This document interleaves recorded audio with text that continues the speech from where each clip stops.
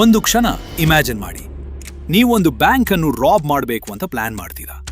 ಆದ್ರೆ ನಿಮ್ ಟೀಮಲ್ಲಿ ಇರೋ ಪ್ರತಿಯೊಬ್ಬ ಮೆಂಬರ್ಗೂ ಗೊತ್ತಿಲ್ಲ ಅವರನ್ನ ಕೆಲಸ ಮುಗಿದ ತಕ್ಷಣ ಕೊಲ್ತಾರೆ ಅಂತ.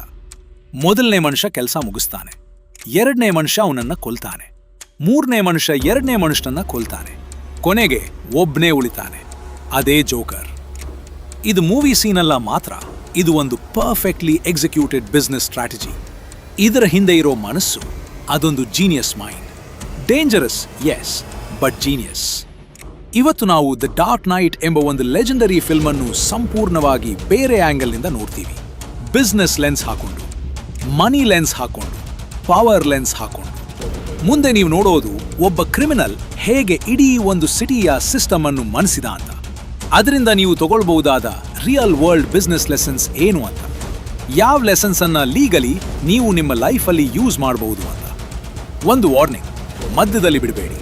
ಕೊನೆಯಲ್ಲಿ ಇರೋ ಲೆಸನ್ ಅದು ನಿಮ್ಮ ಥಿಂಕಿಂಗ್ ಅನ್ನೇ ಕಂಪ್ಲೀಟ್ಲಿ ಚೇಂಜ್ ಮಾಡಬಹುದು. 2008 ಕ್ರಿಸ್ಟೋಫರ್ ನೋಲನ್ ಒಂದು ಫಿಲ್ಮ್ ತಂದ್ರು, ದ ಡಾರ್ಕ್ ನೈಟ್. ಆ ಫಿಲ್ಮ್ ಅನ್ನ ವರ್ಲ್ಡ್ ಒಂದು ಸೂಪರ್ ಹೀರೋ ಮೂವಿ ಅಂತ ನೋಡಿತು. ಆದ್ರೆ ಅದರ ಒಳದಿರೋದು ಒಂದು deep, complex, layered study of power, money, manipulation ಮತ್ತು ಕಂಟ್ರೋಲ್. ಗಾಥಮ್ ಸಿಟಿ ಒಂದು ಸಿಟಿ ಅಲ್ಲ, ಅದು ನಮ್ಮ ವರ್ಲ್ಡ್ ಇದ್ದ ಹಾಗೆ. ಕರಪ್ಷನ್ ಇದೆ, ಆರ್ಗನೈಸ್ಡ್ ಕ್ರೈಮ್ ಇದೆ, ಪಾಲಿಟಿಷಿಯನ್ಸ್ ಇದ್ದಾರೆ, ಬಿಸ್ನೆಸ್ ಮೆನ್ ಇದ್ದಾರೆ. ಮತ್ತು ಈ ಎಲ್ಲರ ನಡುವೆ ಒಬ್ಬ man with no rules, no plan, no fixed agenda, joker. ಆದ್ರೆ ಜೋಕರ್ಗಿಂತ ಹೆಚ್ಚಿನ ಇಂಟ್ರೆಸ್ಟಿಂಗ್ ಕ್ಯಾರೆಕ್ಟರ್ಸ್ ಈ ಫಿಲ್ಮ್ ಅಲ್ಲಿ ಇದ್ದಾರೆ. ಮಾಬ್ ಬಾಸಸ್ ಅಂದ್ರೆ ಸಂಘಟಿತ ಕ್ರೈಮ್ ಗ್ಯಾಂಗ್ ಲೀಡರ್ಸ್.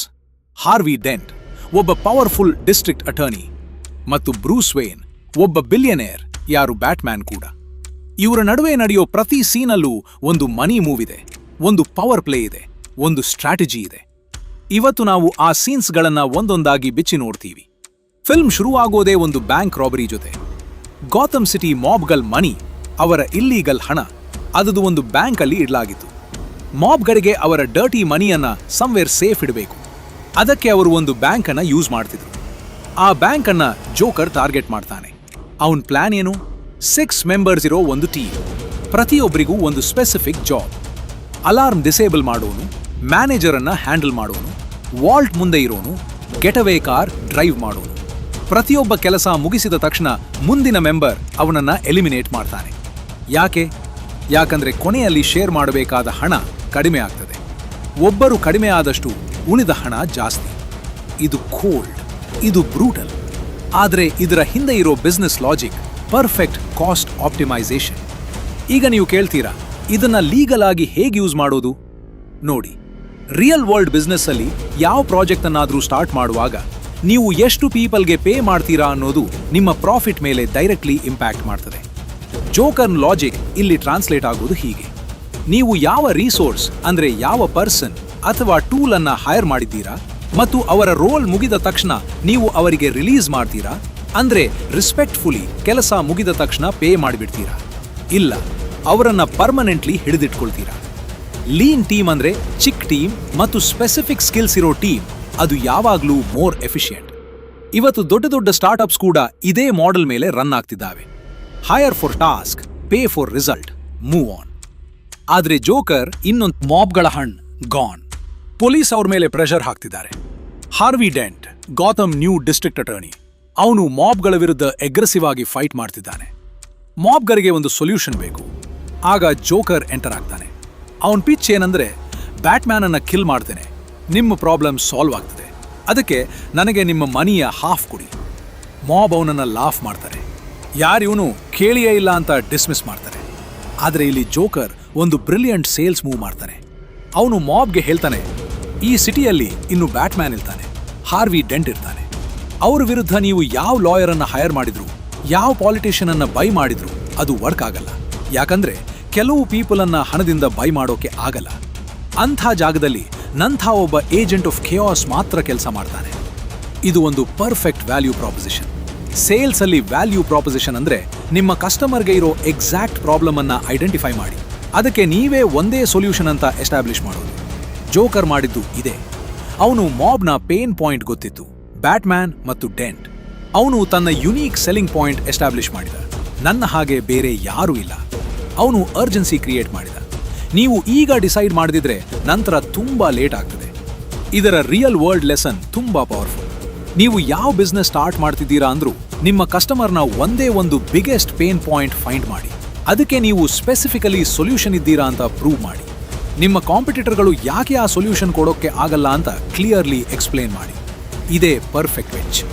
ಆದ್ರೆ ಮಾಬ್ ಒಂದು ಮಿಸ್ಟೇಕ್ ಮಾಡ್ತಾರೆ. ಅವರು ಜೋಕರ್ ಅನ್ನ ಅಂಡರ್ ಎಸ್ಟಿಮೇಟ್ ಮಾಡ್ತಾರೆ. ಅವ್ರಿಗೆ ಗೊತ್ತಿಲ್ಲ, ಜೋಕರ್ ಆಕ್ಚುಲಿ ಅವ್ರ ಮನಿ ಬೇಕಿಲ್ಲ, ಅವನಿಗೆ ಬೇಕಿರೋದು ಬೇರೆ ಏನು. ಇದು ಮುಂದೆ ಬರ್ತದೆ. ಆದ್ರೆ ಅದಕ್ಕಿಂತಕ್ಕಿಂತ ಮೊದಲು ಬ್ಯಾಟ್ಮ್ಯಾನ್ನ ಬಿಸ್ನೆಸ್ ಮೂವ್ ನೋಡೋಣ. ಅವನು ಒಬ್ಬ ಬಿಲಿಯನೇರ್. ಅವನ್ ಫೈನಾನ್ಷಿಯಲ್ ಡಿಸಿಷನ್ಸ್ ಏನಾಗಿದ್ದಾವೆ. ಫಿಲ್ಮ್ ಮಧ್ಯದಲ್ಲಿ ಒಂದು ಸೀನ್ ಬರ್ತದೆ. ಬ್ಯಾಟ್ಮ್ಯಾನ್ ಅಂದ್ರೆ ಬ್ರೂಸ್ ವೇನ್ ಗಾಥಮ್ ಸಿಟಿಯ ಪ್ರತಿ ಫೋನ್ ಅನ್ನ ಹ್ಯಾಕ್ ಮಾಡ್ತಾನೆ. ಪ್ರತಿ ಮೊಬೈಲ್ ಫೋನ್ ಅನ್ನ ಒಂದು ಸೋನಾರ್ ಡಿವೈಸ್ ಆಗಿ ಕನ್ವರ್ಟ್ ಮಾಡ್ತಾನೆ. ಇಡೀ ಸಿಟಿಯ ಒಂದು ರಿಯಲ್ ಟೈಮ್ ಮ್ಯಾಪ್ ಕ್ರಿಯೇಟ್ ಮಾಡ್ತಾನೆ. ಇದರಿಂದ ಜೋಕರ್ ಎಲ್ಲಿದ್ದಾನೆ ಅಂತ ಗೊತ್ತಾಗ್ತದೆ. ಇದನ್ನ ನೋಡಿ ಅವನ್ ಟೆಕ್ ಎಕ್ಸ್ಪರ್ಟ್ ಲೂಷಿಯಸ್ ಫಾಕ್ಸ್ ತುಂಬಾ ಅಪ್ಸೆಟ್ ಆಗ್ತಾನೆ. ಅವನು ಹೇಳ್ತಾನೆ, ಇದು ಟೂ ಮಚ್ ಪವರ್, ಇದು ರಾಂಗ್, ನಾನು ಇದನ್ನ ಬೆಂಬಲಿಸಲ್ಲ. ಈಗಿಲ್ಲಿ ಎರಡು ಥಿಂಗ್ಸ್ ಇದ್ದಾವೆ. ಮೊದಲನೇದು, information is the most valuable asset. Bruce Wayne ಒಬ್ಬ ಬಿಲಿಯನೇರ್. ಅವನ್ ವೇನ್ ಎಂಟರ್ಪ್ರೈಸಸ್ನ ವ್ಯಾಲ್ಯೂ ಯಾವ ಒಂದೇ ಒಂದು ಫ್ಯಾಕ್ಟರ್ ಮೇಲೆ ಇದೆ, ಇನ್ಫಾರ್ಮೇಶನ್ ಮತ್ತು ಟೆಕ್ನಾಲಜಿ ಅಡ್ವಾಂಟೇಜ್. ರಿಯಲ್ ವರ್ಲ್ಡ್ನಲ್ಲಿ ನೋಡಿ, ಇವತ್ತು ಯಾವ ಕಂಪನೀಸ್ ಅತಿ ಹೆಚ್ಚು valuable? Google, meta, Amazon, Microsoft, apple. ಇವರ ಮೂಲ ಆಸೆಟ್ ಏನು? Data, information. ನಿಮ್ಮ ಬಗ್ಗೆ ಅವರಿಗೆ ನಿಮಗಿಂತ ಹೆಚ್ಚು ಗೊತ್ತು. ನೀವು ಏನು ಸರ್ಚ್ ಮಾಡ್ತೀರಾ, ಏನು ಬೈ ಮಾಡ್ತೀರಾ, ಯಾರ ಜೊತೆ ಮಾತಾಡ್ತೀರಾ, ಎಲ್ಲ. ಈ ಇನ್ಫಾರ್ಮೇಶನ್ ಯೂಸ್ ಮಾಡಿ ಅವರು ಆಡ್ಸ್ ತೋರಿಸ್ತಾರೆ, ಪ್ರಾಡಕ್ಟ್ಸ್ ರೆಕಮೆಂಡ್ ಮಾಡ್ತಾರೆ, ಡಿಸಿಷನ್ಸ್ ತಗೊಳ್ತಾರೆ. ಇನ್ಫಾರ್ಮೇಶನ್ ಅಡ್ವಾಂಟೇಜ್ ಸಮಾನ ಕಂಪೆಟಿಟಿವ್ ಅಡ್ವಾಂಟೇಜ್. ಎರಡನೇದು, ಎಥಿಕ್ಸ್ ಮತ್ತು ಪವರ್ನ ಬ್ಯಾಲೆನ್ಸ್.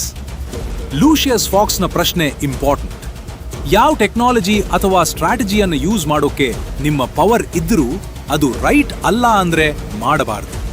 ಬ್ಯಾಟ್ಮ್ಯಾನ್ ಇದನ್ನ ಅರ್ಥ ಮಾಡ್ಕೊಳ್ತಾನೆ. ಕೊನೆಗೆ ಅವನು ಆ ಸರ್ವೇಲೆನ್ಸ್ ಸಿಸ್ಟಮ್ ಅನ್ನ ಡಿಸ್ಟ್ರಾಯ್ ಮಾಡ್ತಾನೆ. ರಿಯಲ್ ವರ್ಲ್ಡ್ ಲೆಸನ್: ನಿಮ್ಮ ಕಾಂಪಿಟೀಟರ್ಸ್ನ ಬಗ್ಗೆ, ನಿಮ್ಮ ಮಾರ್ಕೆಟ್ನ ಬಗ್ಗೆ, ನಿಮ್ಮ ಕಸ್ಟಮರ್ಸ್ನ ಬಗ್ಗೆ ಲೀಗಲಿ ಮತ್ತು ಎಥಿಕಲಿ ಇನ್ಫಾರ್ಮೇಶನ್ ಕಲೆಕ್ಟ್ ಮಾಡೋದು ಇದು ಕಾಂಪಿಟೇಟಿವ್ ಅಡ್ವಾಂಟೇಜ್ ಕೊಡ್ತದೆ. ಆದ್ರೆ ಯಾವ ಬೌಂಡರಿ ದಾಟಬಾರದು. ಯಾಕಂದ್ರೆ ಟ್ರಸ್ಟ್ ಒಮ್ಮೆ ಹೋದ್ರೆ ಬಿಸ್ನೆಸ್ ಕೂಡ ಹೋಗ್ತದೆ. ಆದ್ರೆ ಇದಕ್ಕಿಂತ ಮೊದಲು ಒಂದು ಮಾತು. ವೇನ್ ಎಂಟರ್ಪ್ರೈಸಸ್ ಅಲ್ಲಿ ಒಂದು ಇನ್ವೆಸ್ಟರ್ ಸೀನ್ ಇದೆ. ಅದು ನಿಮ್ಮ ಇನ್ವೆಸ್ಟರ್ ಸೈಕಾಲಜಿಯನ್ನ ಕಂಪ್ಲೀಟ್ಲಿ ಚೇಂಜ್ ಮಾಡ್ತದೆ. ಅದನ್ನ ಮುಂದೆ ನೋಡ್ತೀವಿ. ಆದ್ರೆ ಮೊದಲು ಜೋಕರ್ನ ಮೋಸ್ಟ್ ಡೇಂಜರಸ್ ಮೂವ್. ಇದು ಫಿಲ್ಮ್ನ ಮೋಸ್ಟ್ ಐಕಾನಿಕ್ ಮತ್ತು ಮೋಸ್ಟ್ ಮಿಸ್ಅಂಡರ್ಸ್ಟುಡ್ ಸೀನ್. ಜೋಕರ್ ಮಾಬ್ನ ಹಣ ತಗೊಂಡ. ಅದು ರಫ್ಲಿ $68 ಮಿಲಿಯನ್ ಅಷ್ಟಿತ್ತು. ಇಡೀ ಮಾಬಿ ಹಾಫ್ ಅಷ್ಟು ವೆಲ್ತ್. ಅವನೇನ್ ಮಾಡ್ತಾನೆ, ಅದನ್ನ ಬರ್ನ್ ಮಾಡ್ತಾನೆ. ಒಂದು ದೊಡ್ಡ ಪೈಲ್ ಮಾಡಿ ಫೈರ್ ಹಚ್ಚಿ $68 ಮಿಲಿಯನ್ ಅನ್ನ ಆಶಸ್ ಮಾಡ್ತಾನೆ. ಮಾಬ್ ಬಾಸ್ ಚೆಚನ್ ಕೇಳ್ತಾನೆ, ಯಾಕೆ, ಇದು ನಮ್ಮ ಹಣ ಅಲ್ವಾ? ಜೋಕರ್ ಹೇಳ್ತಾನೆ, ಇದ್ರ ಬಗ್ಗೆ ನನಗೆ ಇಂಟ್ರೆಸ್ಟ್ ಇಲ್ಲ, ನನಗೆ ಬೇಕಿರೋದು ಮೆಸೇಜ್ ಕಳಿಸೋದು. ಇದನ್ನ ಸರ್ಫೇಸ್ ಲೆವೆಲ್ನಲ್ಲಿ ನೋಡಿದ್ರೆ ಇದು ಮ್ಯಾಡ್ನೆಸ್. ಆದ್ರೆ ಡೀಪ್ ಆಗಿ ಅನಲೈಸ್ ಮಾಡಿದ್ರೆ ಇದು ಒಂದು ಸ್ಟ್ರಾಟಜಿಕ್ ಪವರ್ ಮೂವ್. ಜೋಕರ್ಗೆ ಮನಿ ಬೇಡ, ಅವನಿಗೆ ಬೇಕಿರೋದು ಕಂಟ್ರೋಲ್, ಖೇಯಾಸ್, ಸೈಕಾಲಜಿಕಲ್ ಡಾಮಿನೇಷನ್. ಯಾಕೆ ಇದು ಪವರ್ಫುಲ್? ಯಾಕಂದ್ರೆ ಯಾರ ಹತ್ರ ಹಣ ಇದೆ ಅವರನ್ನ ನೀವು ಹಣ ಕೊಟ್ಟು ಕಂಟ್ರೋಲ್ ಮಾಡಬಹುದು. ಆದ್ರೆ ಯಾರಿಗೆ ಹಣ ಬೇಡ ಅವರನ್ನ ನೀವು ಯಾವ ಭಾಷೆಯಲ್ಲೂ ಕಂಟ್ರೋಲ್ ಮಾಡಕ್ಕೆ ಆಗಲ್ಲ. ಜೋಕರ್ ಇದನ್ನ ಪ್ರೂವ್ ಮಾಡ್ತಾನೆ. ಇದು ನಿಮ್ಮ ಪರ್ಸನಲ್ ಫೈನಾನ್ಷಿಯಲ್ ಲೈಫಲ್ಲಿ ಒಂದು ಇಂಪಾರ್ಟೆಂಟ್ ಟ್ರೂತ್ ಹೇಳ್ತದೆ. ನೀವು ಮನಿನ ಡಿಪೆಂಡ್ ಮಾಡಿ ಜೀವನ ಮಾಡ್ತೀರಾ ಅಂದ್ರೆ ಯಾರಾದ್ರೂ ನಿಮಗೆ ಹಣ ಕೊಡ್ತಿದ್ರಿಂದ ಮಾತ್ರ ನೀವು ಲಿವ್ ಮಾಡ್ತಿದ್ದೀರಾ. ನಿಮ್ಮ ಬಾಸ್, ನಿಮ್ಮ ಕ್ಲೈಯಂಟ್, ನಿಮ್ಮ ಇನ್ವೆಸ್ಟರ್ಸ್ ಅವ್ರ ಮೇಲೆ 100% ನಿಮ್ಮ ಸರ್ವೈವಲ್ ಡಿಪೆಂಡ್ ಮಾಡಿದ್ರೆ ನೀವು ವಲ್ನರಬಲ್. ಆದ್ರೆ ನೀವು ಒಂದು ಪಾಯಿಂಟ್ ತಲುಪಿದ್ರೆ ಅಲ್ಲಿ ನಿಮಗೆ ಮಲ್ಟಿಪಲ್ ಇನ್ಕಮ್ ಸೋರ್ಸಸ್ ಇದ್ದಾವೆ, ನೀವು ಫೈನಾನ್ಷಿಯಲಿ ಫ್ರೀ ಆಗಿದ್ದೀರಾ, ಆದ ಯಾರೂ ನಿಮ್ಮನ್ನ ಕಂಟ್ರೋಲ್ ಮಾಡಕ್ಕೆ ಆಗಲ್ಲ. ಜೋಕರ್ನ ಮೆಸೇಜ್ ಇದು: ನಾನು ನಿಮ್ಮ ರೂಲ್ಸ್ ಮೇಲೆ ಪ್ಲೇ ಮಾಡಲ್ಲ. ಯೋರ್ ರಿಯಲ್ ವರ್ಲ್ಡ್ ಗೋಲ್ ಯಾರು ರೂಲ್ಸ್ ಮೇಲೆ ಅಥವಾ ಯಾರ ಮನಿ ಮೇಲೆ ಡಿಪೆಂಡ್ ಮಾಡದೆ ನಿಮ್ಮ ಓನ್ ಫೈನಾನ್ಷಿಯಲ್ ಸಿಸ್ಟಮ್ ಕ್ರಿಯೇಟ್ ಮಾಡ್ಕೊಳ್ಳಿ. ಆದ್ರೆ ಇದು ಒಂದು ಕ್ವೆಶ್ಚನ್ ರೇಸ್ ಮಾಡ್ತದೆ. ಜೋಕರ್ಗೆ ಹಣ ಬೇಡ ಅಂದ್ರೆ ಅವನ್ ಅಲ್ಟಿಮೇಟ್ ಗೋಲ್ ಏನು, ಅವನ್ ಅಜೆಂಡಾ ಏನು? ಅದನ್ನ ಅಂಡರ್ಸ್ಟ್ಯಾಂಡ್ ಮಾಡಿದ್ರೆ ಅದರಲ್ಲಿ ನಿಮಗೆ ಒಂದು ಲೈಫ್ ಚೇಂಜಿಂಗ್ ಇನ್ಸೈಟ್ ಸಿಗ್ತದೆ. ಅದು ಮುಂದೆ ಬರ್ತದೆ. ಆದ್ರೆ ಮೊದಲು ಹಾರ್ವೆ ಡೆಂಟ್ನ ಸ್ಟೋರಿಯನ್ನ ನೋಡೋಣ. ಯಾಕಂದ್ರೆ ಅವನ್ ಸ್ಟ್ರಾಟಜಿ ಅಲ್ಲಿ ನಿಮ್ಮ ಕರಿಯರ್ ಮತ್ತು ಬ್ರ್ಯಾಂಡ್ ಅನ್ನ ಬಿಲ್ಡ್ ಮಾಡ್ತಾ ಹೇಗಿರಬೇಕು ಅಂತ ಒಂದು ಮಾಸ್ಟರ್ ಕ್ಲಾಸ್ ಇದೆ. ಹಾರ್ವಿ ಡೆಂಟ್ ಗಾಥಮ್ ಸಿಟಿಯ ಡಿಸ್ಟ್ರಿಕ್ಟ್ ಅಟರ್ನಿ. ಅವನನ್ನ ಗಾಥಮ್ಸ್ ವೈಟ್ ನೈಟ್ ಅಂತ ಕರೀತಾರೆ. ಅವನ್ ರೆಪ್ಯುಟೇಷನ್ ಅಂದ್ರೆ ಅವನ್ ನೇಮ್ ಅದು ಒಂದು ಆಸೆಟ್ ಆಗ್ಬಿಟ್ಟಿತ್ತು. ಬ್ಯಾಟ್ಮ್ಯಾನ್ ಅಲ್ಲ, ಪೊಲೀಸ್ ಅಲ್ಲ, ಹಾರ್ವಿ ಡೆಂಟ್ ಒಬ್ಬನೇ ಗಾಥಮ್ ಅನ್ನ ಸೇವ್ ಮಾಡ್ತಾನೆ ಅಂತ ಜನ ಬಿಲೀವ್ ಮಾಡ್ತಿದ್ರು. ಅವನ ಒಂದೇ ಒಂದು ಕೇಸ್ ಮಾಡೋ ರೀತಿ ಅದು ಇಡೀ ಸಿಟಿಯಲ್ಲಿ ಹೋಪ್ ಕ್ರಿಯೇಟ್ ಮಾಡ್ತಿತ್ತು. ಬ್ರೂಸ್ ವೇನ್ ಬ್ಯಾಟ್ಮ್ಯಾನ್ ಅವನು ಒಂದು ಡೆಸಿಷನ್ ತಗೊಳ್ತಾನೆ. ನಾನು ಹಾರ್ವಿ ಡೆಂಟ್ ಅನ್ನ ಸಪೋರ್ಟ್ ಮಾಡ್ತೇನೆ. ಅವನು ಗಾಥಮ್ ಅನ್ನ ಸೇವ್ ಮಾಡಲಿ, ನಾನು ಶ್ಯಾಡೋ ಅಲ್ಲೇ ಇರ್ತೇನೆ. ಇದು ಏನನ್ನ ತೋರಿಸ್ತಿದೆ? ಬ್ರೂಸ್ ವೇನ್ಗೆ ಗೊತ್ತು, ಕೆಲವೊಮ್ಮೆ ಸ್ಟ್ರಾಂಗೆಸ್ಟ್ ಪರ್ಸನ್ ಅದೃಶ್ಯವಾಗಿ ಇದ್ದು ಬೇರೊಬ್ಬರನ್ನ ಚಾಂಪಿಯನ್ ಮಾಡೋದು ಅದು ಹೆಚ್ಚು ಎಫೆಕ್ಟಿವ್. ರಿಯಲ್ ವರ್ಲ್ಡ್ ಅಲ್ಲಿ ಇದರ ಲೆಸನ್. ರೆಪ್ಯುಟೇಷನ್ ಅನ್ನೋದು ಒಂದು ಕರೆನ್ಸಿ, ಅದು ಹಣಕ್ಕಿಂತ ಹೆಚ್ಚು ಪವರ್ಫುಲ್ ಆಗಿಬಿಡ್ತದೆ. ವಾರನ್ ಬಫೆಟ್ ಒಂದು ಮಾತು ಹೇಳ್ತಾರೆ, ರೆಪ್ಯುಟೇಷನ್ ಬರ್ತದೆ 20 ಇಯರ್ಸ್ ಅಲ್ಲಿ, ಹೋಗ್ತದೆ 20 ನಿಮಿಷ ಅಲ್ಲಿ. ಹಾರ್ವಿ ಡೆಂಟ್ನ ರೆಪ್ಯುಟೇಷನ್ ಅದು ಅವನ್ ಸ್ಟ್ರಾಂಗೆಸ್ಟ್ ಆಸೆಟ್ ಆಗಿತ್ತು. ಮಾಬ್ಗಳು ಅವನನ್ನ ಹೆದರ್ತಿದ್ರು, ಸಿಟಿಸನ್ಸ್ ಅವನನ್ನ ಟ್ರಸ್ಟ್ ಮಾಡ್ತಿದ್ರು, ಪೊಲೀಸ್ ಅವನ ಜೊತೆ ಕೋಆಪರೇಟ್ ಮಾಡ್ತಿದ್ರು. ಈಗ ಹಾರ್ವಿ ಡೆಂಟ್ ಒಂದು ಮಿಸ್ಟೇಕ್ ಮಾಡ್ತಾನೆ. ಅವನ್ ಪರ್ಸನಲ್ ಲೈಫಲ್ಲಿ ಅವನ ಇಮೋಷನ್ಸ್, ಅವನ ಜಜ್ಮೆಂಟ್ ಅನ್ನ ಅಫೆಕ್ಟ್ ಮಾಡ್ತದೆ. ಜೋಕರ್ ಇದನ್ನ ಎಕ್ಸ್ಪ್ಲಾಯ್ಟ್ ಮಾಡ್ತಾನೆ. ಇದು ಒಂದು ಕ್ಲಾಸಿಕ್ ಮ್ಯಾನಿಪುಲೇಷನ್ ಟ್ಯಾಕ್ಟಿಕ್. ಮುಂದಿನ ಸೀನ್ ಅದಕ್ಕೆ. ಆದ್ರೆ ಮೊದಲು ಒಂದು ಪಾಸ್. ನಿಮ್ಮ ಪರ್ಸನಲ್ ರೆಪ್ಯುಟೇಷನ್ ಇವತ್ತು ಎಷ್ಟು ಸ್ಟ್ರಾಂಗ್? ನಿಮ್ಮ ಹೆಸರು ಕೇಳಿದಾಗ ಜನ ಏನು ಯೋಚನೆ ಮಾಡ್ತಾರೆ? ನಿಮ್ಮ ಕೊಲೀಗ್ಸ್, ನಿಮ್ಮ ಕ್ಲೈಂಟ್ಸ್, ನಿಮ್ಮ ಕಮ್ಯುನಿಟಿ, ಅವರ ಮನಸ್ಸಿನಲ್ಲಿ ನಿಮ್ಮ ಇಮೇಜ್ ಏನು? ಇದನ್ನ ಕಾನ್ಷಿಯಸ್ಲಿ ಬಿಲ್ಡ್ ಮಾಡಬೇಕು. ಪ್ರತಿ ಡಿಸಿಷನ್ ಅಲ್ಲಿ, ಪ್ರತಿ ಇಂಟರಾಕ್ಷನ್ ಅಲ್ಲಿ ನೀವು ನಿಮ್ಮ ರೆಪ್ಯುಟೇಷನ್ ಅನ್ನ ಈದರ್ ಬಿಲ್ಡ್ ಮಾಡ್ತೀರಾ ಅಥವಾ ಡ್ಯಾಮೇಜ್ ಮಾಡ್ತೀರಾ. ಮಿಡಲ್ ಗ್ರೌಂಡ್ ಇಲ್ಲ. ಈಗ ಒಂದು ಬಹಳ ಮುಖ್ಯ ಸೀನ್ಗೆ ಬರ್ತೀವಿ. ಇದು ಫಿಲ್ಮ್ನ ಟರ್ನಿಂಗ್ ಪಾಯಿಂಟ್. ಹಾರ್ವಿ ಡೆಂಟ್ನಿ ಗರ್ಲ್ ಫ್ರೆಂಡ್ ರೇಚಲ್, ಅವಳು ಜೋಕರ್ನು ಪ್ಲಾನ್ ಅಲ್ಲಿ ಸಿಕ್ ಹಾಕೊಂಡು ಡೈ ಮಾಡ್ತಾನೆ. ಹಾರ್ವಿ ಅದರಿಂದ ಕಂಪ್ಲೀಟ್ಲಿ ಬ್ರೋಕನ್ ಆಗ್ತಾನೆ. ಅವನ್ ಫೇಸ್ನ ಅರ್ಧ ಭಾಗ ಬರ್ನ್ ಆಗ್ತಾನೆ. ಜೋಕರ್ ಹಾಸ್ಪಿಟಲ್ ಅಲ್ಲಿ ಹಾರ್ವಿನ್ ಹತ್ರ ಬರ್ತಾನೆ, ನರ್ಸ್ ಡಿಸ್ಗೈಸ್ ಹಾಕೊಂಡು. ಅವನು ಹಾರ್ವಿನ್ ಜೊತೆ ಮಾತಾಡ್ತಾನೆ. ಆ ಕಾನ್ವರ್ಸೇಷನ್ ಅಲ್ಲಿ ಜೋಕರ್ ಏನ್ ಮಾಡ್ತಾನೆ? ಅವನು ಹಾರ್ವಿನ ಗ್ರೀಫ್ ಅನ್ನ, ಹಾರ್ವಿನ ಆಂಗರ್ ಅನ್ನ, ಹಾರ್ವಿನ ಸೆನ್ಸ್ ಆಫ್ ಇಂಜಸ್ಟಿಸ್ ಅನ್ನ ವೆಪನೈಸ್ ಮಾಡ್ತಾನೆ. ಅವನು ಹೇಳ್ತಾನೆ, ಈ ಸಿಸ್ಟಮ್ ನಿನ್ ಜೊತೆ ಅನ್ಫೇರ್ ಮಾಡಿದೆ. ಬ್ಯಾಟ್ಮ್ಯಾನ್ ಉಳಿದೆ, ಗ್ಯಾಂಗ್ ಲೀಡರ್ ಉಳಿದೆ, ನಿನ್ ರೇಚಲ್ ಮಾತ್ರ ಹೋದ್ರು. ಇದು ಫೇರ್ ಅಲ್ಲ. ಮತ್ತಿದನ್ನು ಮಾಡಿದ್ಯಾರು? ಆ ಒಳ್ಳೆ ಮನುಷ್ಯರು, ಆ ಒಳ್ಳೆ ಸಮಾಜ. ಒಂದೇ ಒಂದು ಕಾನ್ವರ್ಸೇಷನ್ ಅಲ್ಲಿ ಜೋಕರ್ ಒಬ್ಬ ಹೀರೋನ ವಿಲನ್ ಮಾಡ್ತಾನೆ. ಇದು ಒಂದು ಡಾರ್ಕ್ ಮ್ಯಾನಿಪ್ಯುಲೇಷನ್ ಟ್ಯಾಕ್ಟಿಕ್. ಇದನ್ನ ಅಂಡರ್ಸ್ಟ್ಯಾಂಡ್ ಮಾಡ್ಕೊಳ್ಳೋದು ಇಂಪಾರ್ಟೆಂಟ್. ಯಾಕಂದ್ರೆ ರಿಯಲ್ ವರ್ಲ್ಡ್ ಅಲ್ಲಿ ಕೂಡ ಇದು ಆಗ್ತಿರ್ತದೆ. ಇದಕ್ಕೆ ಇಮೋಷನಲ್ ಎಕ್ಸ್ಪ್ಲಾಯಿಟೇಷನ್ ಅಂತ ಕರೀತಾರೆ. ಯಾವಾಗ ಯಾರಾದ್ರೂ ಬಹಳ ಇಮೋಷನಲಿ ವಲ್ನರಬಲ್ ಆಗಿರ್ತಾರೆ, ಅಂದ್ರೆ ಅವರಿಗೊಂದು ದೊಡ್ಡ ಲಾಸ್ ಆಗಿರ್ತದೆ, ಅವ್ರಿಗೆ ಅನ್ಯಾಯ ಆಗಿರ್ತದೆ ಅಂತ ಅನ್ಸಿರ್ತದೆ, ಆ ಸ್ಥಿತಿಯಲ್ಲಿ ಅವ್ರ ಜಜ್ಮೆಂಟ್ ವೀಕ್ ಆಗಿರ್ತದೆ. ಆ ಸ್ಥಿತಿಯಲ್ಲಿ ಅವ್ರಿಗೆ ಯಾರಾದ್ರೂ ಹೌದು ನಿನ್ ಜೊತೆ ತಪ್ಪಾಗಿದೆ ಅಂದ್ರೆ ಅವರು ಆ ಪರ್ಸನ್ನ ಟ್ರಸ್ಟ್ ಮಾಡ್ತಾರೆ ಮತ್ತು ಆ ಟ್ರಸ್ಟ್ ಅನ್ನ ಎಕ್ಸ್ಪ್ಲಾಯ್ಟ್ ಮಾಡ್ತಾರೆ. ಬಿಸ್ನೆಸ್ ವರ್ಲ್ಡ್ ಅಲ್ಲಿ ಇದು ಹೇಗ್ ನಡೀತದೆ ಅಂತ ಗೊತ್ತಾ? ನೀವೊಂದು ಬಿಸ್ನೆಸ್ ಅಲ್ಲಿ ಲಾಸ್ ಮಾಡಿದ ತಕ್ಷಣ ಕೆಲವು ಪೀಪಲ್ ಬರ್ತಾರೆ. ಅವ್ರು ಹೇಳ್ತಾರೆ, ನಿಮ್ ಪ್ರಾಬ್ಲಮ್ಗೆ ನಾನು ಸೊಲ್ಯೂಷನ್ ಕೊಡ್ತೇನೆ, ನನ್ನ ಪ್ರಾಡಕ್ಟ್ ಇಲ್ಲ, ನನ್ನ ಸರ್ವಿಸ್ ತಕೊಳ್ಳಿ, ನಿಮ್ ಎಲ್ಲ ಪ್ರಾಬ್ಲಮ್ ಸಾಲ್ವ್ ಆಗ್ತದೆ. ಈ ಸ್ಥಿತಿಯಲ್ಲಿ ನೀವು ರಶ್ ಮಾಡಿ ಡಿಸಿಷನ್ ತಗೊಂಡ್ರೆ ನೀವು ಹಾರ್ವಿ ಡೆಂಟ್ ಹಾಗೆ ಆಗ್ತೀರಿ, ಮ್ಯಾನಿಪ್ಯುಲೇಟೆಡ್. ಇದರ ಲೆಸನ್, ಯಾವಾಗ ನೀವು ಇಮೋಷನಲಿ ಲೋ ಆಗಿರ್ತೀರೆ ಆಗ ಮೇಜರ್ ಫೈನಾನ್ಷಿಯಲ್ ಡಿಸಿಷನ್ಸ್ ತಗೊಳ್ಳಬೇಡಿ, ಆಗ ಕಾಸ್ಟ್ಲಿ ಅಗ್ರಿಮೆಂಟ್ ಸೈನ್ ಮಾಡಬೇಡಿ, ಆಗ ಲಾರ್ಜ್ ಇನ್ವೆಸ್ಟ್ಮೆಂಟ್ಸ್ ಮಾಡಬೇಡಿ. ಯಾಕಂದ್ರೆ ನಿಮ್ ಜಜ್ಮೆಂಟ್ ಕ್ಲೌಡೆಡ್ ಆಗಿರ್ತದೆ. ಆದ್ರೆ ಇದಕ್ಕೆ ಇನ್ನೊಂದು ಲೇಯರ್ ಇದೆ. ಜೋಕರ್ ಹಾರ್ವಿಯನ್ನ ಯಾಕೆ ಕರಪ್ಟ್ ಮಾಡ್ತಾನೆ? ಮಾಬ್ ಅನ್ನ ಯಾಕೆ ಡಿಸ್ಟ್ರಾಯ್ ಮಾಡ್ತಾನೆ? ಬ್ಯಾಟ್ಮ್ಯಾನ್ ಅನ್ನ ಯಾಕೆ ಚೇಸ್ ಮಾಡ್ತಾನೆ? ಅವನ್ ಟ್ರೂ ಅಜೆಂಡಾ ಏನು? ಇದು ಒಂದು ಬಿಸ್ನೆಸ್ ಫಿಲಾಸಫಿನ ಅಲ್ಟಿಮೇಟ್ ಕ್ವೆಶ್ಚನ್. ಫಿಲ್ಮ್ ನಲ್ಲಿ ಒಂದು ಮೂಮೆಂಟ್ ಬರ್ತದೆ. ಬ್ಯಾಟ್ಮ್ಯಾನ್ ಜೋಕರ್ ಅನ್ನ ಹಿಡಿದ ಮೇಲೆ ಇಂಟರೋಗೇಷನ್ ರೂಮ್ ನಲ್ಲಿ ಇಬ್ರು ಫೇಸ್ ಟು ಫೇಸ್ ಆಗ್ತಾರೆ. ಬ್ಯಾಟ್ಮ್ಯಾನ್ ಕೇಳ್ತಾನೆ, ನಿನಗೇನ್ ಬೇಕು? ಜೋಕರ್ ಹೇಳ್ತಾನೆ, ನಾನು ಕೇವಲ ಜನರಿಗೆ ತೋರಿಸ್ತೇನೆ ಅವರ ಸಿವಿಲೈಸೇಷನ್ ಅನ್ನೋದು ಒಂದು ಫಸಾಡ್ ಮಾತ್ರ. ಒಂದು ಬ್ಯಾಡ್ ಡೇ ಸಾಕು, ಯಾವ ನೈತಿಕ ಮನುಷ್ಯನು ಮಾನ್ಸ್ಟರ್ ಆಗ್ತಾನೆ. ಇದು ಒಂದು ಪ್ರೊಫೌಂಡ್ ಸ್ಟೇಟ್ಮೆಂಟ್. ಇದರ ಬಿಸ್ನೆಸ್ ಆಂಗಲ್ ಏನು? ಯಾವಾಗ ಒಬ್ಬ ಪರ್ಸನ್ ಅಥವಾ ಒಂದು ಕಂಪನಿ ತನ್ನ ಇಂಡಸ್ಟ್ರಿಯಲ್ಲಿ ಟ್ರೂಲಿ ಡಿಸ್ರಪ್ಟಿವ್ ಆಗ್ತದೆ, ಅವರ ಗೋಲ್ ಹಣ ಮಾರೋದು ಮಾತ್ರ ಅಲ್ಲ, ಅವರ ಗೋಲ್ ಇಡೀ ಆ ಇಂಡಸ್ಟ್ರಿಯ ರೂಲ್ಸ್ ಅನ್ನ ಚೇಂಜ್ ಮಾಡೋದು. ಊಬರ್ ಬಂದಾಗ ಅದರ ಗೋಲ್ ಟ್ಯಾಕ್ಸಿ ಕಂಪನಿ ಮಾಡೋದಲ್ಲ, ಅದರ ಗೋಲ್ ಟ್ರಾನ್ಸ್ಪೋರ್ಟೇಷನ್ಯ ಇಡೀ ಕಾನ್ಸೆಪ್ಟ್ ಅನ್ನ ಡಿಸ್ರಪ್ಟ್ ಮಾಡೋದು. Airbnb ಬಂದಾಗ ಅದರ ಗೋಲ್ ಹೋಟೆಲ್ ಮಾಡೋದಲ್ಲ, ಅದರ ಗೋಲ್ ಹಾಸ್ಪಿಟಾಲಿಟಿಯ ಇಡೀ ಡೆಫಿನಿಷನ್ ಅನ್ನ ಚೇಂಜ್ ಮಾಡೋದು. ಜೋಕರ್ ಕೂಡ ಇದೆ. ಅವನ್ ಗೋಲ್ ಕ್ರೈಮ್ ಮಾಡೋದಲ್ಲ, ಅವನ್ ಗೋಲ್ ಗಾಥಮ್ನ ಜನ ಬಿಲೀವ್ ಮಾಡ್ತಿದ್ದ ಒಳ್ಳೆ ಮತ್ತು ಕೆಟ್ಟ ಅನ್ನೋ ಬೌಂಡ್ರಿಯನ್ನ ಬ್ಲರ್ ಮಾಡೋದು. ಇದು ಡೇಂಜರಸ್, ಆದ್ರೆ ಇದರ ಲೀಗಲ್ ಲೆಸನ್ ಪವರ್ಫುಲ್. ನೀವು ಒಂದು ಬಿಸ್ನೆಸ್ ಮಾಡ್ತೀರಾ ಅಂದ್ರೆ ಮೊದಲು ಡಿಸೈಡ್ ಮಾಡಿ, ನೀವು ಎಕ್ಸಿಸ್ಟಿಂಗ್ ಸಿಸ್ಟಮ್ ಅಲ್ಲಿ ಪ್ಲೇ ಮಾಡ್ತೀರಾ ಅಥವಾ ಸಿಸ್ಟಮ್ ಅನ್ನೇ ಚೇಂಜ್ ಮಾಡ್ತೀರಾ. ಮೊದಲನೇದು ಸೇಫ್, ಎರಡನೇದು ಹೈ ರಿಸ್ಕ್ ಹೈ ರಿವಾರ್ಡ್. ಟೆಸ್ಲಾಗಳ ಈಲಾನ್ ಮಸ್ಕ್, ಆಪಲ್ನ ಸ್ಟೀವ್ ಜಾಬ್ಸ್ ಅವರು ಎಕ್ಸಿಸ್ಟಿಂಗ್ ಇಂಡಸ್ಟ್ರಿಯಲ್ಲಿ ಪ್ಲೇ ಮಾಡಲ್ಲ, ಅವರು ಇಂಡಸ್ಟ್ರಿಯನ್ನೇ ರೀಡಿಫೈನ್ ಮಾಡ್ತಾರೆ. ಅದಕ್ಕೆ ಬೇಕಾಗಿರೋದು ವಿಷನ್, ಕನ್ವಿಕ್ಷನ್ ಮತ್ತು ಒಂದು ವೆರಿ ಕ್ಲಿಯರ್ ಅಂಡರ್ಸ್ಟ್ಯಾಂಡಿಂಗ್ ಆಫ್ ಈಗ ವರ್ಲ್ಡ್ ಹೇಗೆ ಇದೆ, ಅದು ಹೇಗಿರಬೇಕು. ಆದ್ರೆ ಇಲ್ಲಿ ಒಂದು ಟ್ವಿಸ್ಟ್ ಬರ್ತದೆ.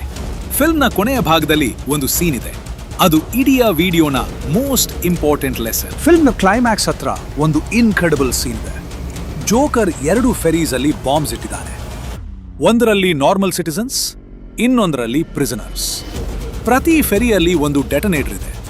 ಒಂದು ಫೆರಿನ್ ಡೆಟನೇಟರ್ ಆ ಫೆರಿನ ಜನ ಯೂಸ್ ಮಾಡಿದರೆ ಇನ್ನೊಂದು ಫೆರಿ ಎಕ್ಸ್ಪ್ಲೋಡ್ ಆಗ್ತದೆ. ಜೋಕರ್ ಹೇಳ್ತಾನೆ, ನೀವು ಅವರನ್ನ ಕಿಲ್ ಮಾಡ್ತೀರಾ ಅಥವಾ ಅವರು ನಿಮ್ಮನ್ನ ಕಿಲ್ ಮಾಡ್ತಾರಾ? ರಾತ್ರಿ 12 ಗಂಟೆಗೆ ಯಾರೂ ಆ ಬಟನ್ ಪ್ರೆಸ್ ಮಾಡಿಲ್ಲ ಅಂದ್ರೆ 2 ಫೆರಿಗಳನ್ನ ನಾನು ಬ್ಲೋ ಮಾಡ್ತೇನೆ. ಇದು ಒಂದು classic game theory experiment, prisoners dilemma. Prisoners dilemma ಅಂದ್ರೆ 2 ಪಾರ್ಟೀಸ್ ಇದ್ದಾವೆ, ಅವರು ಕೋಆಪರೇಟ್ ಮಾಡಿದ್ರೆ 2 ಬೆನಿಫಿಟ್ ಪಡೀತಾರೆ, ಆದ್ರೆ ಒಬ್ಬರು ಚೀಟ್ ಮಾಡಿದ್ರೆ ಇನ್ನೊಬ್ಬರು ಸಫರ್ ಮಾಡ್ತಾರೆ, ಮತ್ತು ಇಬ್ಬರು ಫಿಯರ್ ಅಲ್ಲಿ ಮಾತ್ರ ಯೋಚನೆ ಮಾಡ್ತಿದ್ರೆ ಇಬ್ಬರು ಲೂಸ್ ಮಾಡ್ತಾರೆ. ಫಿಲ್ಮ್ ಅಲ್ಲಿ ಏನಾಗ್ತದೆ, ಸಿಟಿಸನ್ಸ್ನ ಸೈಡ್ ಅಲ್ಲಿ ಒಬ್ಬ ಮನುಷ್ಯ ಮೇಲೆ ಬರ್ತಾನೆ. ಅವನು ದೊಡ್ಡ ಮನುಷ್ಯ, ಇಂಪೋಸಿಂಗ್. ಅವನು ಡೆಟನೇಟರ್ ತಗೊಂಡು ಅದನ್ನ ವಿಂಡೋ ಹೊರಗೆ ಎಸೆದು ಬಿಡ್ತಾನೆ. ನಾನು ಆ ಬಟನ್ ಪ್ರೆಸ್ ಮಾಡಲ್ಲ.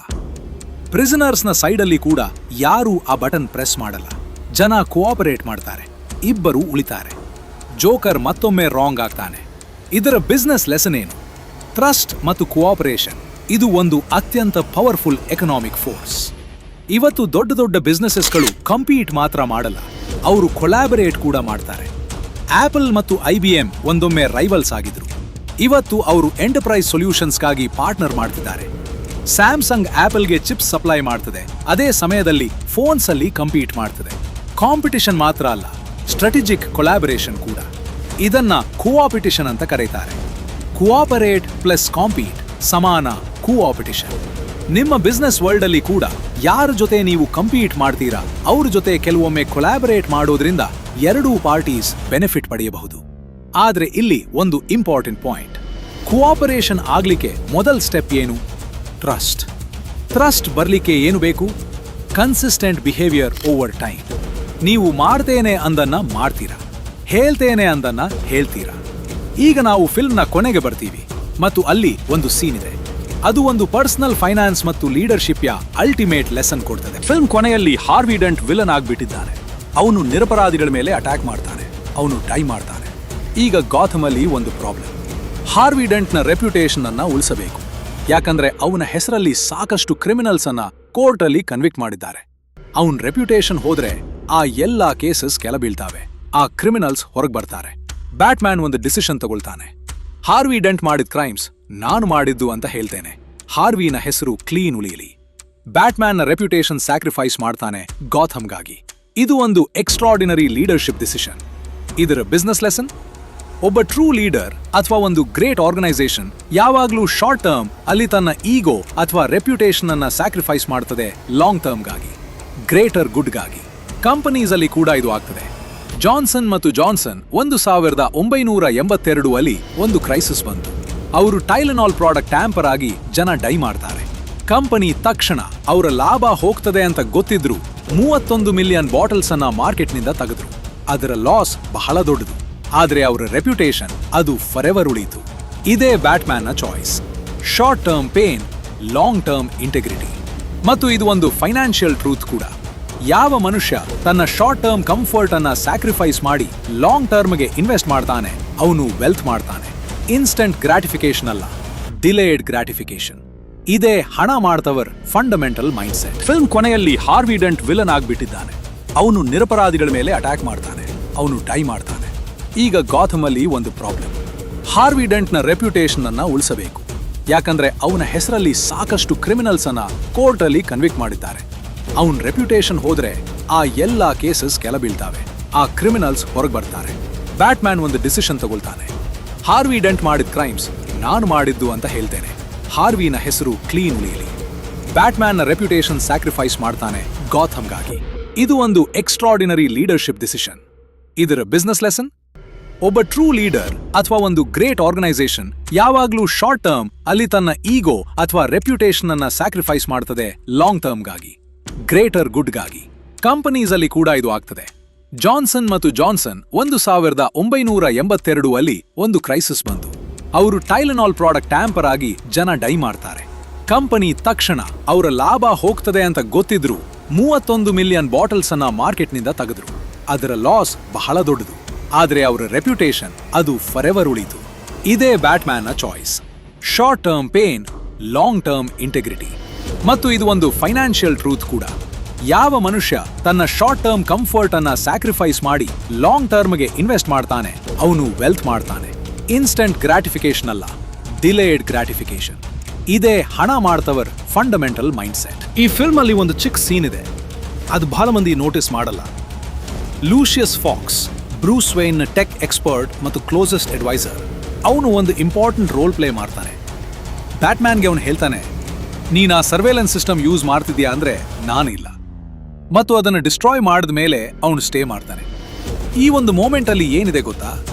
ಒಬ್ಬ ಅಡ್ವೈಸರ್ ಅಥವಾ ಒಂದು ಆರ್ಗನೈಸೇಷನ್ ಕೀ ಪರ್ಸನ್ ಅವರು ಎಥಿಕಲಿ ಡಿಸ್ಅಗ್ರಿ ಮಾಡ್ತಾರೆ, ಅವ್ರ ವಾಯ್ಸ್ ಅನ್ನ ಹಿಯರ್ ಮಾಡ್ತಾರೆ ಮತ್ತು ಅದಕ್ಕೆ ರೆಸ್ಪಾಂಡ್ ಮಾಡ್ತಾರೆ. ರಿಯಲ್ ವರ್ಲ್ಡ್ ಅಲ್ಲಿ ನಿಮ್ಮ ಟೀಮ್ ಅಲ್ಲಿ ಒಬ್ಬ ಲೂಷಿಯಸ್ ಫಾಕ್ಸ್ ಇರಬೇಕು. ಅವ್ರು ನಿಮ್ಮ ಹತ್ರ ಭಯ ಇಲ್ಲದೆ ಮಾತಾಡ್ತಾರೆ, ನೀವು ರಾಂಗ್ ಮಾಡ್ತಿದ್ದೀರಾ ಅಂತ ಕ್ಲಿಯರ್ಲಿ ಹೇಳ್ತಾರೆ. ಇಂಥ ಮನುಷ್ಯ ನಿಮ್ಮ ಹತ್ರ ಇದ್ರೆ ನೀವು ಕಾಸ್ಟ್ಲಿ ಮಿಸ್ಟೇಕ್ಸ್ ಅವಾಯ್ಡ್ ಮಾಡ್ತೀರಿ. ಮತ್ತು ನೀವು ಲೀಡರ್ ಆಗಿದ್ರೆ ನಿಮ್ಮ ಹತ್ರ ಬರೋ ಫೀಡ್ಬ್ಯಾಕ್ ಅನ್ನ ಓಪನ್ ಆಗಿ ಹಿಯರ್ ಮಾಡಿ, ಡಿಫೆನ್ಸಿವ್ ಆಗಬೇಡಿ. ಯಾಕಂದ್ರೆ ನಿಮ್ಮ ಬ್ಲೈಂಡ್ ಸ್ಪಾಟ್ಸ್ ಅಂದ್ರೆ ನೀವು ನೋಡಲಾಗದ ಏರಿಯಾಸ್ ಅದನ್ನ ಇನ್ನೊಬ್ರು ನೋಡ್ತಾರೆ. 1. Bank robbery scene.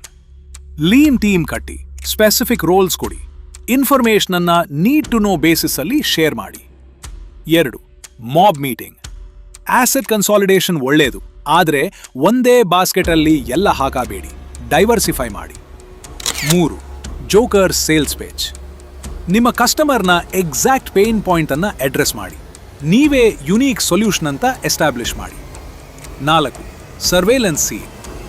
Information advantage ಕಟ್ಟಿ, ಆದ್ರೆ ಎಥಿಕ್ಸ್ ಮೀರ ಬೇಡಿ. 5. Money burning. ಫೈನಾನ್ಷಿಯಲ್ ಫ್ರೀಡಮ್ ನಿಮ್ಮ ಅಲ್ಟಿಮೇಟ್ ಗೋಲ್ ಆಗಲಿ, ಯಾರ ಮೇಲೂ ಡಿಪೆಂಡೆಂಟ್ ಆಗಬೇಡಿ.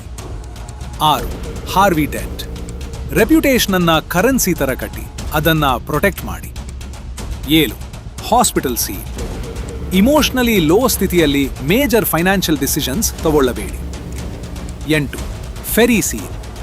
ಸ್ಟ್ರಾಟಜಿಕ್ ಕೊಲಾಬರೇಷನ್ ಶಕ್ತಿ ಇದೆ, ಕಾಂಪಿಟಿಷನ್ ಅಲ್ಲ ಕೂಪೆಟಿಷನ್ ಯೋಚನೆ ಮಾಡಿ. 9. Batman's decision.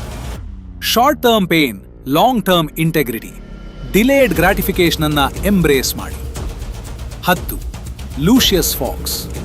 ನಿಮ್ಮ ಹತ್ರ ಮಾತಾಡ್ತವರನ್ನ ಹತ್ರ ಇಟ್ಕೊಳ್ಳಿ, ಫೀಡ್ಬ್ಯಾಕ್ ಅನ್ನ ಹಿಯರ್ ಮಾಡಿ. ಈ ಫಿಲ್ಮ್ನ ಆರದಲ್ಲಿ ಒಂದು ಬಿಗರ್ ಕ್ವೆಶ್ಚನ್ ಇದೆ: ಗೌತಮ್ಯ ಜನ ಒಳ್ಳೆಯವರ ಕೆಟ್ಟವರ? ಜೋಕರ್ ಬಿಲೀವ್ ಮಾಡ್ತಾನೆ ಒಳ್ಳೆ ಮನುಷ್ಯ ಅಂತ ಏನೂ ಇಲ್ಲ, ಕ್ರೈಸಿಸ್ ಬಂದಾಗ ಎಲ್ಲರೂ ಸೆಲ್ಫಿಶ್ ಆಗ್ತಾರೆ. ಫೆರಿನ ಜನ ಅದಕ್ಕೆ ಆನ್ಸರ್ ಕೊಡ್ತಾರೆ: no, humans are capable of goodness even under extreme pressure. ಇದು ಬಿಸ್ನೆಸ್ ಅಲ್ಲಿ ಏನನ್ನ ಹೇಳ್ತದೆ? ನಿಮ್ಮ ಎಂಪ್ಲಾಯೀಸ್, ನಿಮ್ಮ ಪಾರ್ಟ್ನರ್ಸ್, ನಿಮ್ಮ ಕಸ್ಟಮರ್ಸ್ ಅವ್ರ ಬಗ್ಗೆ ನೀವು ಏನು ಬಿಲೀವ್ ಮಾಡ್ತೀರಾ? ಒಂದು ಕಂಪನಿ ಅದರ ಜನರನ್ನ ಹೇಗ್ ಟ್ರೀಟ್ ಮಾಡ್ತದೆ ಅನ್ನೋದ್ರ ಮೇಲೆ ಅದರ ಕಲ್ಚರ್ ಹಾಗೂ ಅದರ ಲಾಂಗ್ ಟರ್ಮ್ ಸಕ್ಸೆಸ್ ನಿರ್ಧಾರ ಆಗ್ತದೆ. ಜೋಕರ್ನ approach: people are tools, use them, discard them. ಇದು ಶಾರ್ಟ್ ಟರ್ಮ್ಗೆ ವರ್ಕ್ ಮಾಡಬಹುದು, ಆದ್ರೆ ಲಾಂಗ್ ಟರ್ಮ್ ಅಲ್ಲಿ ಲಾಯಲ್ಟಿ ಇಲ್ಲ, ಕಲ್ಚರ್ ಇಲ್ಲ, ಸಸ್ಟೈನಬಿಲಿಟಿ ಇಲ್ಲ. ಬ್ಯಾಟ್ಮ್ಯಾನ್ನ approach: people have inherent value, protect them even at personal cost. ಇದು ಹಾರ್ಡ್, ಆದ್ರೆ ಇದು ಲಾಸ್ಟಿಂಗ್. ನಿಮ್ಮ ಬಿಸ್ನೆಸ್ ಅಲ್ಲಿ ನೀವು ಜೋಕರ್ಸ್ ಅಪ್ರೋಚ್ ಫಾಲೋ ಮಾಡ್ತೀರಾ ಅಥವಾ ಬ್ಯಾಟ್ಮ್ಯಾನ್ಸ್? ಇದು ಒಂದು ಚಾಯ್ಸ್, ಮತ್ತು ಆ ಚಾಯ್ಸ್ನ ಕಾನ್ಸಿಕ್ವೆನ್ಸಸ್ ಅವು ಖಂಡಿತ ಬರ್ತಾವೆ. ಈ ಫಿಲ್ಮ್ 2008ರಲ್ಲಿ ಬಂತು. ಅದೇ ವರ್ಷ ಜಗತ್ತಿನ ಅತ್ಯಂತ ದೊಡ್ಡ ಫೈನಾನ್ಷಿಯಲ್ ಕ್ರೈಸಿಸ್ ಆಯಿತು. 2008 global financial crisis. Banks fail ಮಾಡಿದವು. ಲೀಮನ್ ಬ್ರದರ್ಸ್ ಅಂದ್ರೆ ಒಂದು 150 ವರ್ಷ ಹಳೆ ಇನ್ವೆಸ್ಟ್ಮೆಂಟ್ ಬ್ಯಾಂಕ್ ಓವರ್ ನೈಟ್ ಹೋಯಿತು. ಮಿಲಿಯನ್ಸ್ ಆಫ್ ಪೀಪಲ್ ಅವ್ರ ಜಾಬ್ಸ್ ಕಳ್ಕೊಂಡ್ರು, ಮಿಲಿಯನ್ಸ್ ಅವ್ರ ಹೋಮ್ಸ್ ಕಳ್ಕೊಂಡ್ರು, ಪೆನ್ಷನ್ಸ್ ಹೋಯಿತು, ಸೇವಿಂಗ್ಸ್ ಹೋಯಿತು. ಯಾಕಿದಾಯ್ತು? ಯಾಕಂದ್ರೆ ದೊಡ್ಡ ದೊಡ್ಡ ಬ್ಯಾಂಕ್ಸ್ಗಳು ಜೋಕರ್ನ ಸ್ಟ್ರಾಟಜಿ ಫಾಲೋ ಮಾಡಿದ್ರು, ಇನ್ಫಾರ್ಮೇಶನ್ ಹೈಡ್ ಮಾಡಿದ್ರು, ರಿಸ್ಕಿ ಆಸೆಟ್ಸ್ ಅನ್ನ ಒಳ್ಳೆ ಪ್ರಾಡಕ್ಟ್ಸ್ ಅಂತ ಲೇಬಲ್ ಮಾಡಿದ್ರು. ಶಾರ್ಟ್ ಟರ್ಮ್ ಪ್ರಾಫಿಟ್ಗಾಗಿ ಲಾಂಗ್ ಟರ್ಮ್ ರಿಸ್ಕ್ ತಗೊಂಡ್ರು. ಕನ್ಸ್ಯೂಮರ್ಸ್ ಅನ್ನ ಟೂಲ್ಸ್ ಥರ ಟ್ರೀಟ್ ಮಾಡಿದ್ರು ಮತ್ತು ಕೊನೆಗೆ ಇಡೀ ಸಿಸ್ಟಮ್ ಕ್ರ್ಯಾಶ್ ಆಯಿತು. ಇದರ ಲೆಸನ್, ನಿಮ್ಮ ಫೈನಾನ್ಷಿಯಲ್ ಲೈಫಲ್ಲಿ, ನಿಮ್ಮ ಬಿಸ್ನೆಸ್ ಅಲ್ಲಿ ಯಾವ ಒಂದು ಸ್ಟ್ರಾಟಜಿಯನ್ನ ಅಡಾಪ್ಟ್ ಮಾಡ್ಕೊಳ್ಳೋಕ್ಕಿಂತ ಮೊದಲು ಅದು ಸಂಪೂರ್ಣ ಟ್ರಾನ್ಸ್ಪರೆಂಟ್ ಅಲ್ವಾ? ಅದು ಲಾಂಗ್ ಟರ್ಮ್ ಸಸ್ಟೈನಬಲ್ ಅಲ್ವಾ? ಅದು ಇನ್ನೊಬ್ಬರ ಹಾನಿ ಮಾಡ್ತದೆ? ಇವನ್ನ ಕೇಳ್ಕೊಳ್ಳಿ. ಯಾಕಂದ್ರೆ ಜೋಕರ್ ಒಬ್ಬ ಕ್ಯಾರೆಕ್ಟರ್ ಅಲ್ಲ, ಜೋಕರ್ ಒಂದು ಮೈಂಡ್ಸೆಟ್. ಮತ್ತು ಆ ಮೈಂಡ್ಸೆಟ್ ರಿಯಲ್ ವರ್ಲ್ಡ್ ಅಲ್ಲಿ, ಬೋರ್ಡ್ ರೂಮ್ಸ್ ಅಲ್ಲಿ, ಮಾರ್ಕೆಟ್ಸ್ ಅಲ್ಲಿ, ಡೈಲಿ ಟ್ರಾನ್ಸಾಕ್ಷನ್ಸ್ ಅಲ್ಲಿ ಆಪರೇಟ್ ಮಾಡ್ತಿರ್ತದೆ. ನಿಮ್ಮ ಜಾಬ್ ಅದನ್ನ ರೆಕಗ್ನೈಸ್ ಮಾಡ್ಕೊಳ್ಳೋದು ಮತ್ತು ಅದನ್ನ ಅವಾಯ್ಡ್ ಮಾಡ್ತಾ ನಿಮ್ಮ ದಾರಿಯಲ್ಲಿ ನಡೆಯೋದು. ಈ ಫಿಲ್ಮ್ ಅಲ್ಲಿ ಬ್ರೂಸ್ ವೇನ್ ಒಂದು ಬಹಳ ಇಂಟ್ರೆಸ್ಟಿಂಗ್ ಪೊಸಿಷನ್ ಅಲ್ಲಿದ್ದಾನೆ. ಒಂದು ಸೈಡಲ್ಲಿ ಅವನು ಗಾಥಮ್ನ ಅತ್ಯಂತ ವೆಲ್ದಿ ಇಂಡಿವಿಜುವಲ್, ಇನ್ನೊಂದು ಸೈಡಲ್ಲಿ ಅವನು ಬ್ಯಾಟ್ಮ್ಯಾನ್. ಅವನು ವೆಲ್ತ್ ಅದು ಅವನು ಪವರ್ಗೆ ಟೂಲ್, ಅವನ ಐಡೆಂಟಿಟಿ ಅಲ್ಲ. ಇದು ಒಂದು ಪ್ರೊಫೌಂಡ್ ಡಿಸ್ಟಿಂಕ್ಷನ್. ಬಹಳ ಮಂದಿ ತಮ್ಮ ನೆಟ್ವರ್ತ್ ಅನ್ನ ತಮ್ಮ ಐಡೆಂಟಿಟಿ ಅಂತ ತಿಳ್ಕೊಳ್ತಾರೆ. ನಾನು ಮಿಲಿಯನೇರ್ ಅಥವಾ ನಾನು ಬ್ರೋಕ್ ಅಂತ ಅವರು ತಮ್ಮನ್ನ ತಾವು ಡಿಫೈನ್ ಮಾಡ್ಕೊಳ್ತಾರೆ. ಆದ್ರೆ ಬ್ರೂಸ್ ವೇನ್ ಅಲ್ಲಿ ನೋಡಿ, ಅವನ ಐಡೆಂಟಿಟಿ ಅವನು ವ್ಯಾಲ್ಯೂಸ್ ಮತ್ತು ಮಿಷನ್ ಮೇಲೆ ಬಿಲ್ಡ್ ಆಗಿರುತ್ತೆ. ಹಣ ಒಂದು ರಿಸೋರ್ಸ್ ಒಂದು ವೆಹಿಕಲ್ ಅನ್ನ ಬಳಸಿ ನೀವು ಎಲ್ಲಿಗೆ ಹೋಗ್ತೀರಾ ಅನ್ನೋದು ಇಂಪಾರ್ಟೆಂಟ್. ಹಣ ಮಾಡ್ತಾ ನೀವು ಯಾರಾಗ್ತೀರಾ ಅನ್ನೋದು ಅದು ಹಣಕ್ಕಿಂತ ಹೆಚ್ಚು ಇಂಪಾರ್ಟೆಂಟ್. ಯಾಕಂದ್ರೆ ಹಣ ಬಂದು ಹೋಗ್ತದೆ, ಕ್ಯಾರೆಕ್ಟರ್ ಉಳಿತದೆ ಮತ್ತು ಕ್ಯಾರೆಕ್ಟರ್ ಅದು ಮತ್ತೆ ಹಣ ತರ್ತದೆ. ಈ ಫಿಲ್ಮ್ ಕೊನೆಯಲ್ಲಿ ಒಂದು ಮಾತು ಬರ್ತದೆ. ಕಮಿಷನರ್ ಗಾರ್ಡನ್ ಅವನ ಮಗನಿಗೆ ಹೇಳ್ತಾನೆ, ಬ್ಯಾಟ್ಮ್ಯಾನ್ ಒಬ್ಬ ಹೀರೋ ಅಲ್ಲ, ನಮ್ಮ ಡಿಸರ್ವ್ ಮಾಡ್ದ, but he's the one we need. ಇದನ್ನ ಬಿಸ್ನೆಸ್ ಲ್ಯಾಂಗ್ವೇಜ್ ಅಲ್ಲಿ ಟ್ರಾನ್ಸ್ಲೇಟ್ ಮಾಡಿದ್ರೆ ಯಾವ ಮನುಷ್ಯ